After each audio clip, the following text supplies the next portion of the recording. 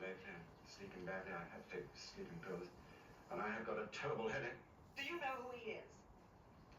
Yes, that's a ghastly thing. He's my cousin. His name's Martin Cornford. But you said you'd never been here before in your life. I haven't seen Martin for years. I didn't even know he lived here. I do remember that he was interested in birds, but I didn't know he wrote about them. Well, where's the rest of the family? Only Martin and I left. Well, what does he do his work apart from studying birds? He doesn't do anything. I've just got how many books to finish. I got too tired last night. I finished 1, 2, 3, 7 books. So I've just got like 7, which should take me about half an hour. I'm just gonna finish these, and then I've pretty much finished. I've not finished all the binding that I need to do for the weekend for the poetry event, but I've finished. This is like, I would say I've got to do another 40 of these. But I was looking through the chapbook yesterday, and I made a mistake in the copyright, so I have to reprint the back page. So I have to go and sort that out today. So today my plan is to like finish these 7, and probably have some lunch, and then I'm gonna go to the printers and like drop off these to be cut, because they make it look very neat and nice. And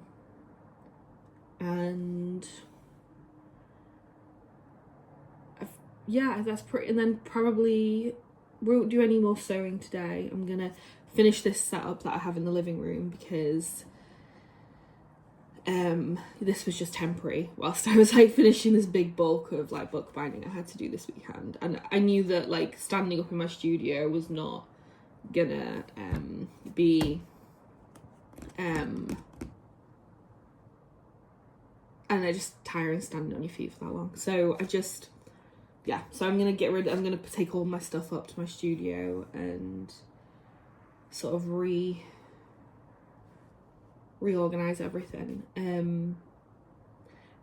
Like, I think this is something that a lot of people, especially people doing something artistic on the side, like they often have a full-time job. So I'm a teacher, like the majority, like that's how, that's actually how I like have money.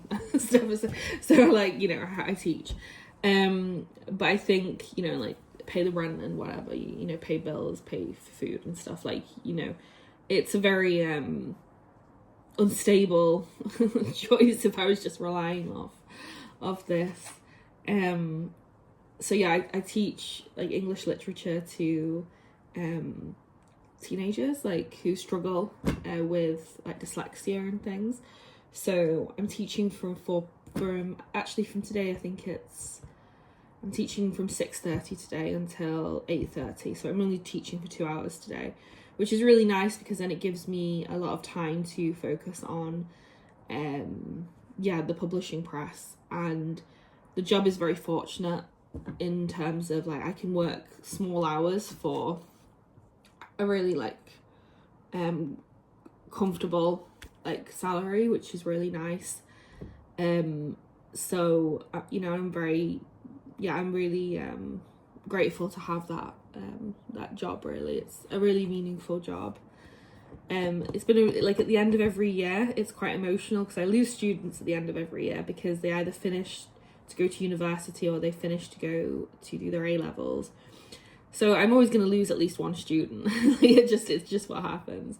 And I lost 8 students this June, because 3 of them have gone to go and do 4 of them have gone to university. I probably will see them again. They'll probably need help at some point, like with their degree and stuff, writing, because I mean dyslexia it's quite difficult to navigate. So at times, especially with like new change and like having to do the changes that they're going to go through next year, they'll probably at some point, I'll probably speak to them at some point again, but I might not as well. So like it's like they might be actually fine.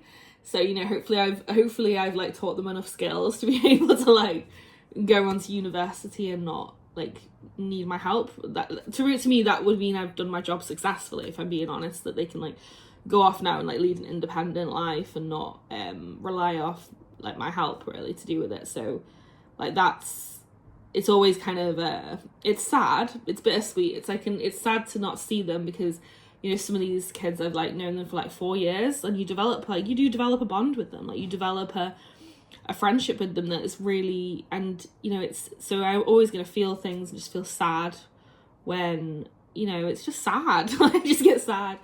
It's kind of part of it. I think most teachers can relate to that, like the sadness that you feel a little bit, but it's bittersweet because you're also really happy that they're going off to be independent and they're going to go off and do their own thing, and they're confident. And you know, my job is to help build confidence, so with themselves in terms of writing and reading and like discussion and communicating their ideas.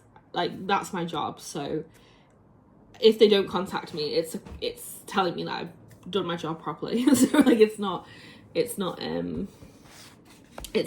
too much of a, yeah, it's like bittersweet. But yeah, I lost 8 students this June, so I don't have new students now until September. So I still have 7 students until then. So I'm working like half the amount I was, you know, during the normal school year, which is normal. Usually around June, like kind of the work dies off. So I kind of like to use this time to really focus on the publishing press, and I tend to get like a lot of big jobs done, like a lot of the big jobs basically I say for this time of year, when I actually do have the mental clarity, because teaching really it's very rewarding and it's very draining at the same time. And yeah, it's, you know, very, very draining, but equally as rewarding to be kind of helping them. So yeah, I'm just kind of focusing on that at the moment. So today I'm only teaching for 2 hours. I have 2 students, so that gives me a lot of time today to finish some things, and I've got a lot to do. I need to do a poster, and I need to go to the printers, which isn't too far away. It's just near me. It's just in the, you know, 5-minute drive away, so that's not a big deal. I need to go to the printers, and I need to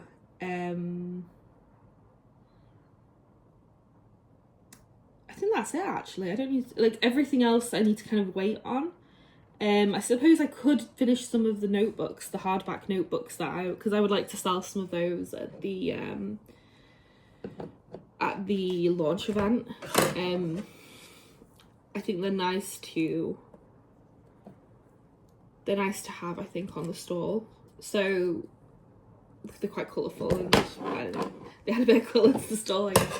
But like, I think I could do some of those today as well. So it's nice. And then tomorrow I've got how many students? I think only 1, 2, I think maybe just 2 students tomorrow as well. So it's a lot of time this week. It's nice. Usually I have 4 or 5 students every evening from 4 until 8:30, depending on a lot of things. So yeah, I'm trying to make the most of this time basically to finish loads of tasks and with the publishing press, and sort of just tie up loose ends before my work will get very busy again at the start of September.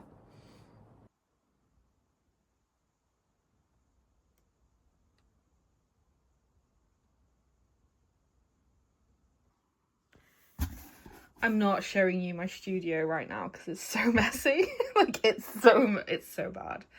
There's just paper everywhere on the floor. I'm not revealing that. So like, I'm not showing you how messy my studio is right now. But I'm getting an order ready for a bookshop in Bergen in Norway called I'm not sure if I'm pronouncing this correctly, but it's Textile Meningen. I don't know. I think that's how you pronounce it. But yeah, I'm just getting an order ready for them. They've waited a really long time for this, but I wanted to kind of wait until I had just all of the books released from kind of this year, because usually like I will have a bit of a down period in winter. I think unusually there will be one book being released this winter, which is very unusual for me. I tend to keep it more, like the latest I will usually release a book in the winter is like September. So I try and keep the winter a bit more low-key, and like, because just teaching's really heavy and there's a lot to do. Usually that's the most, like, weirdly enough, that is actually the most intense time of the year, because like when it gets to Easter and around the exams, like we've done all the work, so it's more anxious stress than actually like work stress, like, so it's just different. It's a different kind of stress in winter. So yeah, I don't really release books in from like October, November, December. January it can start again though, so like it's, but yeah, I'm doing I'm setting up a book for Textile Meningen. Again, I think I'm pronouncing it correctly, I really don't know, but they're really, like, I would really like to visit them. I've never visited the bookshop, but they're really great. Their commission is very little. They work as like a community bookshop in Bergen. I think they do a lot of workshops and community things.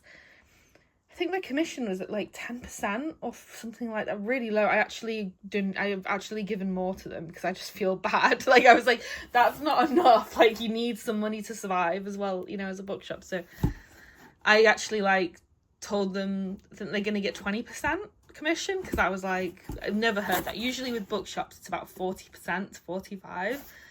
Sometimes it's 35%, which is really nice, but usually it's 40 or 45%. That's what usually I've worked with in the past. So yeah, they'll take that off the book, the retail price. And I'm sending some, you can't really see, can you see it's black on black, the font, but yeah, so it's IE. I'm sending some of them.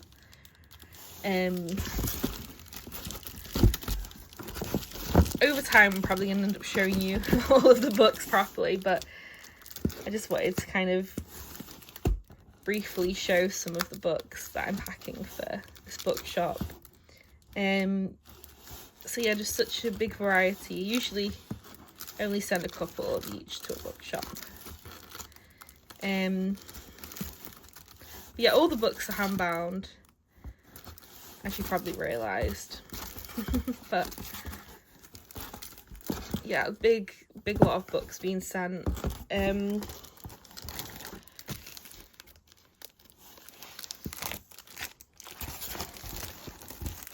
like to send them like in a kind of in one go as well, because of there's been, I don't know why, but for the past couple of years, like the customs has been terrible, even in Europe. Like, countries going from Europe to Europe, like, so like even England, well, we're not part of the EU anymore, but we're still part of Europe. But yeah, there's just been a lot of problems, I think, since Brexit, in terms of customs going into Europe. So France is particularly annoying, that you have to pay customs, and yeah, so there's been, so a lot of people a lot of publishers and bookshops in the UK stopped shipping out. I, however, haven't. I'm just having to pay customs. So usually I put that onto the postage when people buy a book, which is not that much. That's the thing. I just think it's stupid, but it's not actually that much. It's normally a couple of pounds at the most. But yeah, these books are all being sent to Bergen. There's one hiding.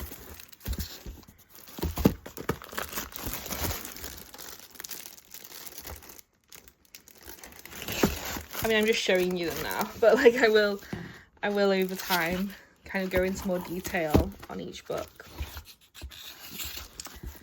But yeah, I just wanted to show you sort of that, really.